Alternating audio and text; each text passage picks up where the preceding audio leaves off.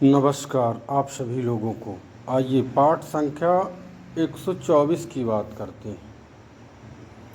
इसमें भी चौथे भाव के बारे में जो है ही जानकारी दी जा रही है। अब चौथे भाव से जो जो चीज़ देखी जाती होंगी सारी चीज़ों का जो है बताया गया है। विद्या सबसे पहले चतुर्थ भाव सुख का होता है। माता का सुख, खेत खलिहान, बाग बगीचा, कुआं तालाब, मकान आदि का सुख देखा जाता है। विश्वास, झूठा आरोप, जल, तालाब, कुआं, पानी, चौपाया यानी कि गाय भैंस जानवरों का भी सुख चौथे भाव से देखा जाता है। बुद्धि, विद्या, मातृपक्ष माता के संबंधित में भी विचार चौथे भाव से होता है। पिता की आयु, अब देखिए पिता की आयु क्यों बता रहा है कि लग्न से नवम भाव, पिता का विचार लग्न से नवम भाव में होता है तो नवम से अष्टम भाव चौथा पड़ता है। इसलिए पिता की आयु बताई गई है कि पिता की आयु की अगर जानकारी लेना हो तो हमको नवम से अष्टम जाना पड़ेगा, तो चौथा भाव पड़ता है, इसलिए पिता की आयु। शास्त्रों का ज्ञान, शिल्पादि, गायन, संगीत, ये सारा चीज़ चौथे भाव से देखा जाता है। अब होरा पराशर का यह श्लोक है, इसमें लिखा हुआ है बंधु स्थाने गते सौम्ये। बंधु स्थान तीसरे भाव को कहते हैं। काल पुरुष के कुंडली में जो है यहाँ का मालिक बुध होता है।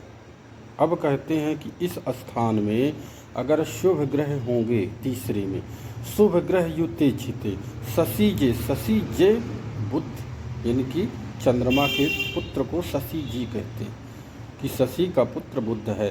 तो अगर यह लग्न में गया होगा, शुभ युक्ते और शुभ ग्रहों से युति होगा, तब कहते हैं कि बंधुओं भवे नरः, इस तरह में जातक बंधु बांधव और परिवार का सुख भोगेगा।